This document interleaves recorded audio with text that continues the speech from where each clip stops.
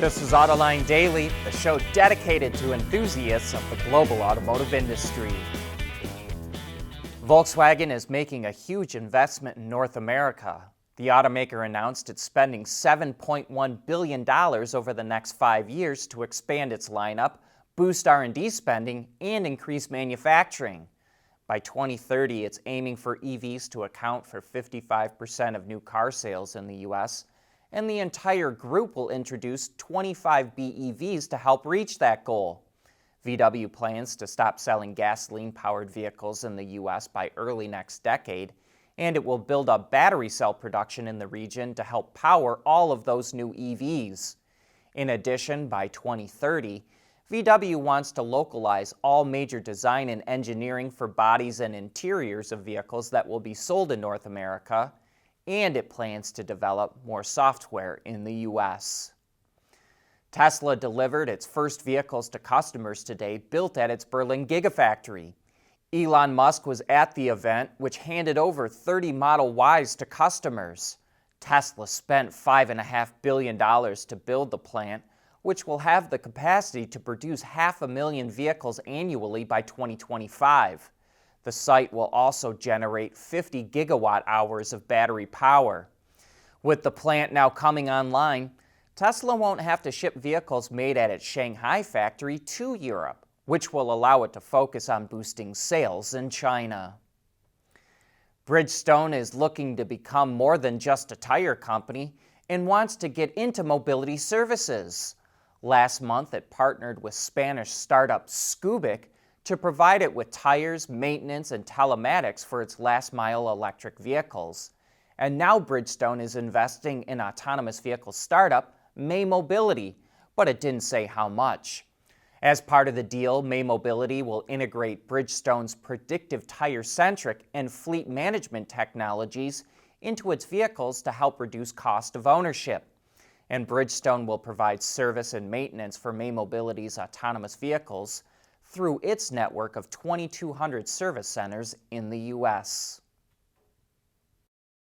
We want to know what drives your testing. OTA, connected car, diagnostics, remote testing. Intrepid Control Systems is here to help you work from anywhere. Intrepid Control Systems, driven by your data.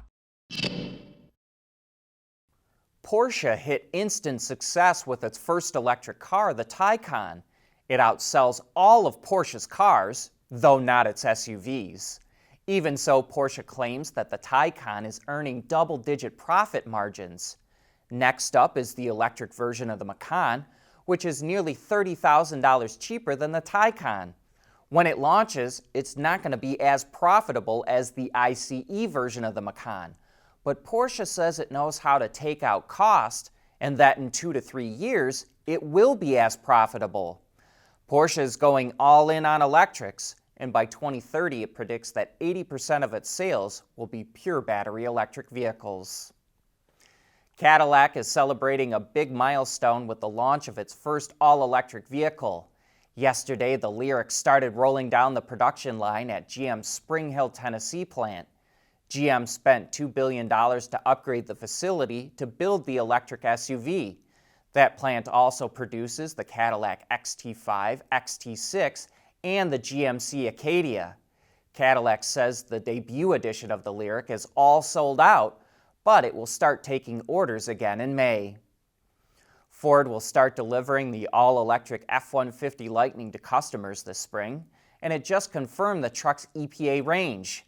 Models with 318 kilowatts of power and the standard range 98 kilowatt-hour battery pack have an estimated 230 miles of range, and models equipped with 420 kilowatts and the extended range 131 kilowatt-hour battery pack are rated at 320 miles. But there is one exception. Platinum models will only have 300 miles of range, even though it comes with the extended range battery. Humans generate trillions of pieces of microplastics which end up in the ocean and harm marine life.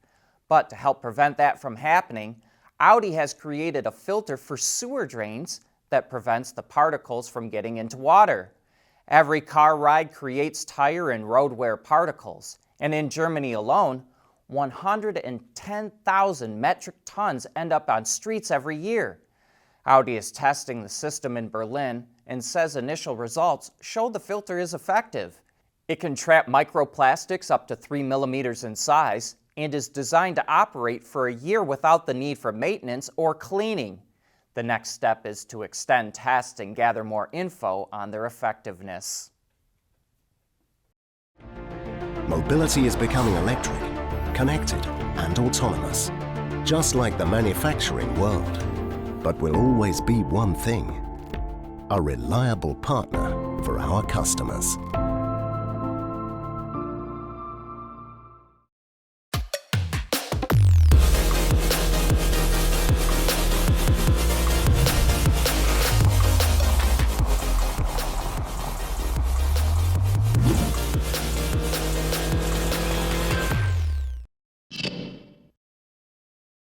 Volvo has another vehicle that's hitting dealer lots in North America, like the XC60 Recharge Extended Range that we reported on yesterday.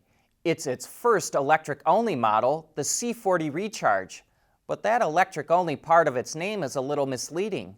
The C40 is based on the same platform as the XC40 and built in the same plant, which is located in Belgium, as the gas-powered and plug-in hybrid versions of the XC40. But the C40 being a fastback and electric, it looks quite a bit different from those other models. However, that does lead to two of the biggest drawbacks of this vehicle in my opinion. I think the grille looks awful and driver visibility is terrible. The grille thing is subjective, and I understand it cuts down on assembly time and cost by not going too far away from the XC40, but I don't think it fits the overall design of the vehicle. And while all fastback SUVs that I've driven have been terrible with visibility, I had to adjust my side view mirrors differently and duck down on occasion just so I could see behind me better. Maybe that's why designers made the interior look so good, to take your mind off other things. The vehicle is completely leather-free, which is a first for Volvo, and I really like this two-tone black and blue combination. It really was eye-catching, and these pictures do not do it justice. The body and chassis are another highlight of the C40.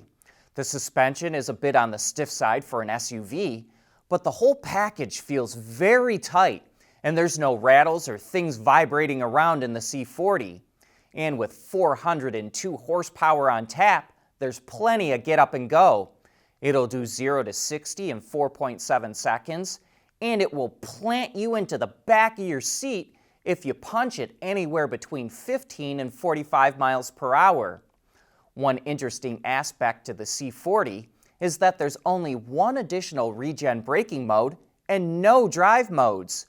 Volvo says its customers are the kind of people that set it and forget it. I'll be interested to see if that stays that way. Now let's get to battery and range. It has 75 kilowatt hours of usable space, which returns an EPA range of 226 miles. That's certainly less than other electric crossovers like the Mach-E and Model Y, but I would hope that Volvo will improve its EV efficiency when it stops sharing platforms with ICE cars. The C40 Recharge is on sale now, both at dealers and online, with either one of two prices before incentives, $58,750 or $59,445. There's only one option for the C40, and that's metallic paint, which accounts for the price difference. Everything else comes standard. And speaking of new models, Lotus is coming out with a version of the Emira that it says has, quote, the world's most powerful four-cylinder engine. It's a turbocharged unit plucked from AMG's parts bin and custom tuned, including a bespoke exhaust system for the Emira First Edition. It makes over 350 horsepower and sends all that power through an 8-speed DCT with paddle shifters, a first for Lotus. Pricing for the Emira First Edition starts at about £72,000 in the UK and nearly $86,000 in the US. But that brings us to the end of today's show. Thanks for tuning in, and we'll be right back here again tomorrow.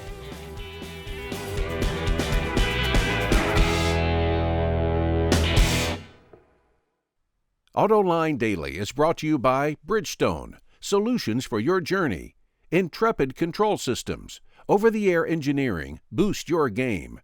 And by Scheffler, we pioneer motion.